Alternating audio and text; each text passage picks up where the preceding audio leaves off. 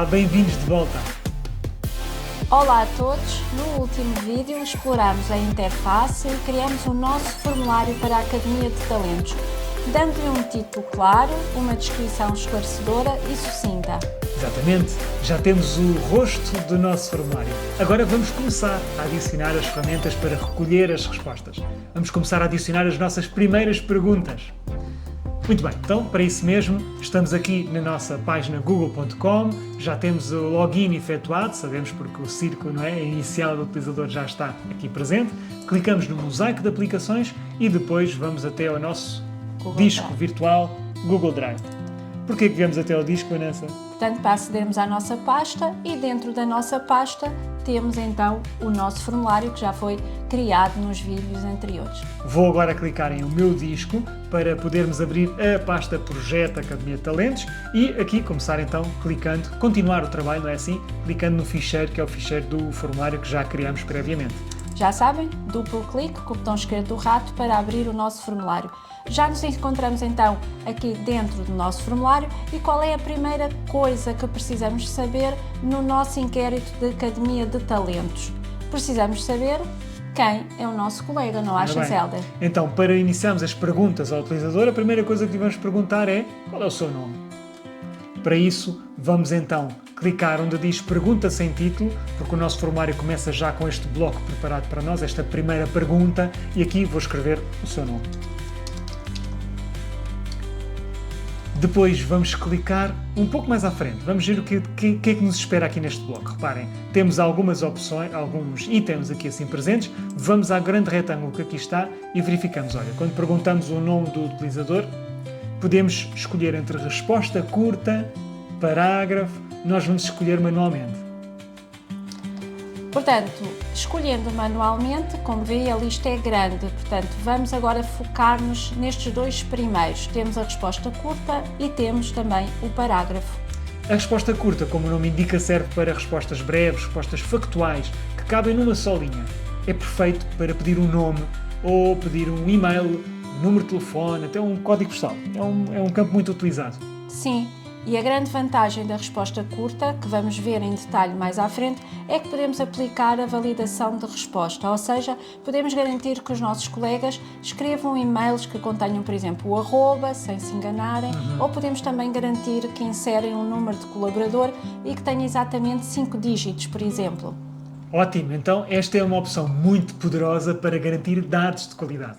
Por agora, vamos carregar em resposta curta, vamos verificar aqui a questão, só corrigir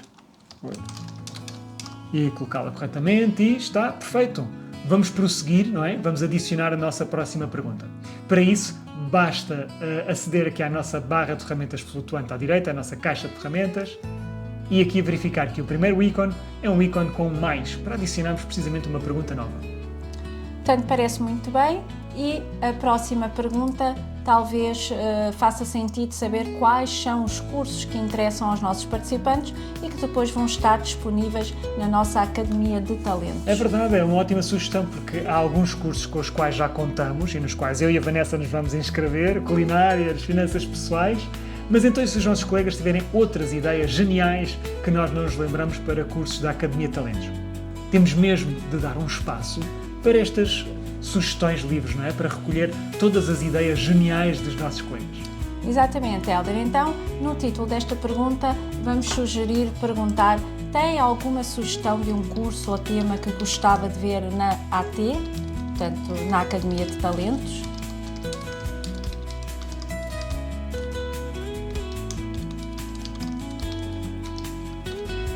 Acho ótimo. E para esta pergunta, como nós queremos que a pessoa possa escrever à vontade, com várias linhas, podendo até ser uma resposta longa e detalhada, vamos precisar da opção certa no tipo de pergunta. E olhem que o próprio Google Forms já adivinhou. Ele próprio já nos foi alterando a opção de pergunta para a pergunta que seria mais adequada. E é esta, olhem, de facto é a que ele indicou para nós, que é a opção parágrafo. E o que faz mais sentido nesta pergunta. E que, tanto, a grande diferença técnica entre as duas, entre resposta curta e parágrafo, é que na resposta curta, se o nosso colega, ao responder, carregar na tecla Enter, o formulário pode ser submetido. Avança para a próxima pergunta. Exatamente. Mas aqui no parágrafo a tecla Enter funciona como nós esperamos, portanto muda de linha e ele pode, portanto, escrever um texto mais longo.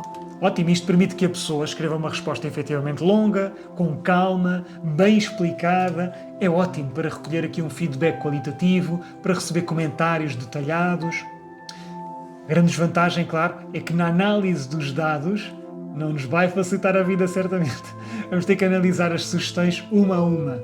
Mas neste caso é precisamente isso que queremos, por isso vamos prosseguir. É isso mesmo, Helder. Portanto, já temos as nossas primeiras perguntas, mas, Helder, vamos imaginar que o formulário deveria apresentar a pergunta da sugestão antes da pergunta do nome. Ou seja, como é que achas que tem podemos... alguma sugestão de curso antes de pedir o seu nome? Por exemplo, como é que podemos reordenar isto? Portanto, como é que podemos reordenar as perguntas que já criámos, portanto, no nosso formulário? Como é que podemos alterar a sua ordem? É uma excelente pergunta, é muito simples e faz parte da nossa ginástica diária na criação de formulários. Se repararmos no topo de cada caixa de pergunta, temos aqui, olhem, estes 6 pontinhos, não é?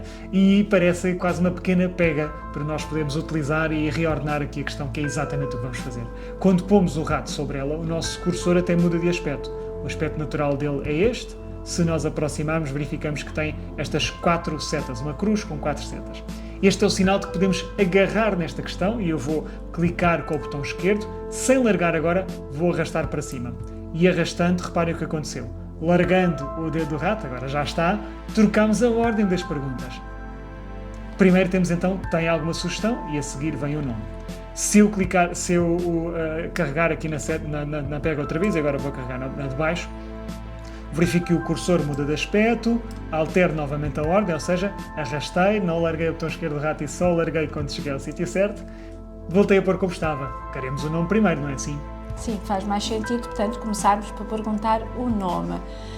Ótimo, agora imagina que pretendemos duplicar a pergunta do nome. Portanto, queremos pedir o nome, mas logo a seguir queremos pedir, por exemplo, o e-mail para termos o contacto do colega.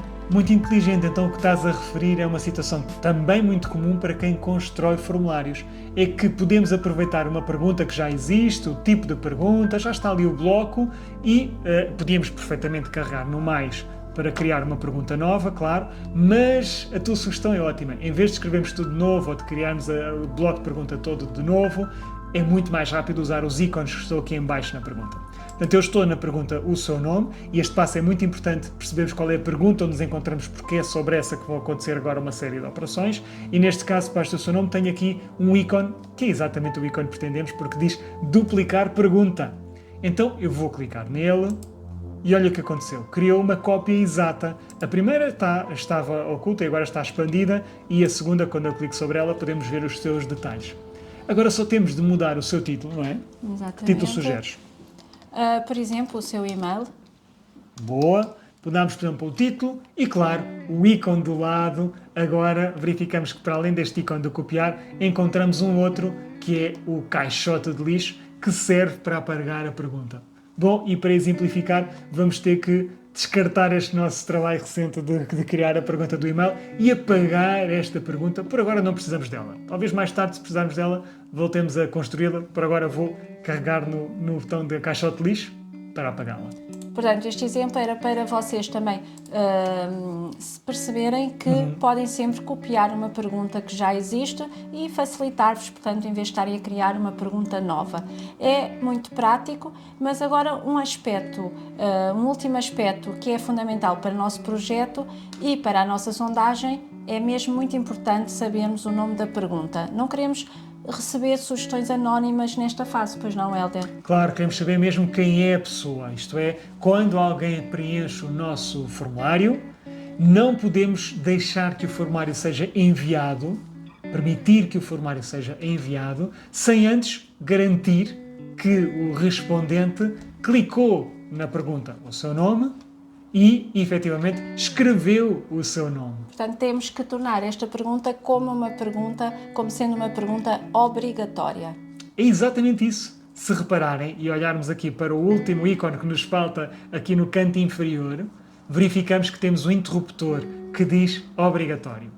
Se clicarmos neste interruptor, ele fica ativo.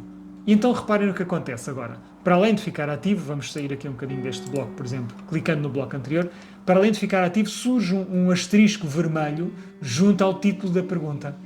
Este asterisco é o sinal universal que diz ao nosso colega: esta pergunta tem de ser respondida. Não pode submeter o formulário sem primeiro responder e colocar aqui o seu nome.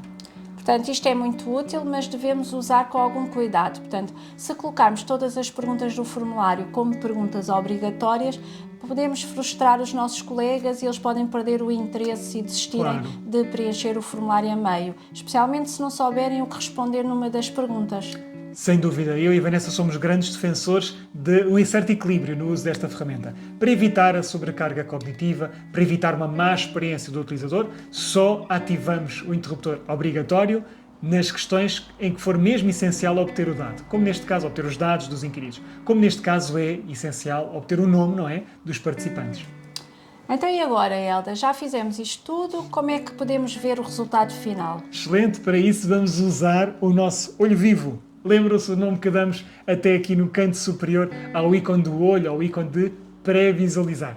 Carregamos em pré-visualizar e surge uma nova aba no nosso navegador de acesso à internet que mostra o formulário exatamente como o utilizador o verá, com algumas diferenças. Reparem, no topo, na barra topo, tem cá em cima uma seta que diz modo de pré-visualização e podemos regressar ao modo de construção do formulário. Edição. É, o modo de edição.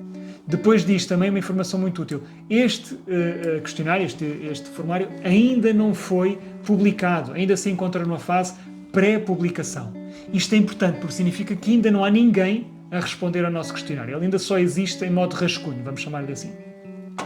E este formulário, por essa razão, está aqui também essa advertência, não aceita respostas. Se não foi publicado, ainda não está a aceitar respostas. Todas essas indicações temos cá no topo, está bem? Estamos só a verificar como é que está a ficar a construção do nosso formulário e como é que os outros vão conseguir poder vê-lo.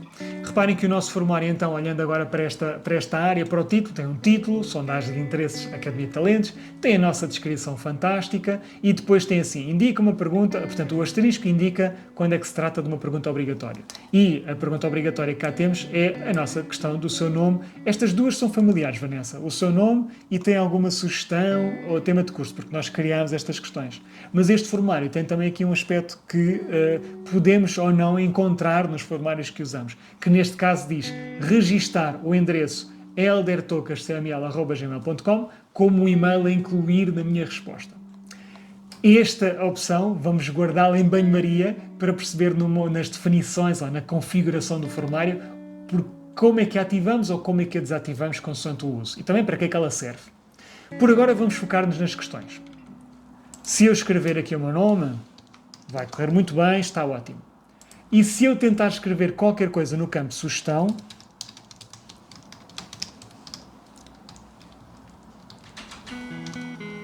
se eu carregar na tecla Enter, surge uma nova linha.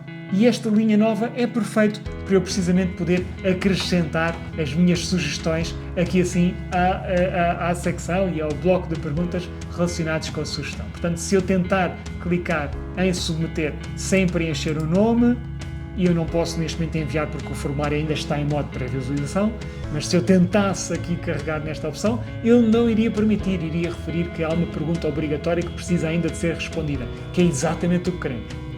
Excelente trabalho, Elda. Portanto, já temos o nosso formulário com o título, já temos a descrição, já temos as primeiras perguntas de texto abertas, então já sabemos como duplicar, como apagar uma pergunta, reordenar e tornar também uma pergunta obrigatória. Claro, mas agora para a nossa Academia de Talentos precisamos dar opções. Queremos perguntar, por exemplo, qual é o seu perfil? É aluno ou formador? Quais são os temas que lhe interessam? Culinária, inglês, finanças?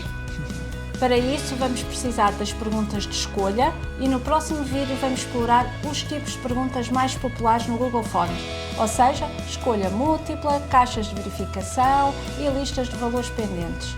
Sem dúvida, vou encerrar o modo pré-visualização clicando em regressar ao meu formulário e mãos à obra, até já, vemos no próximo vídeo.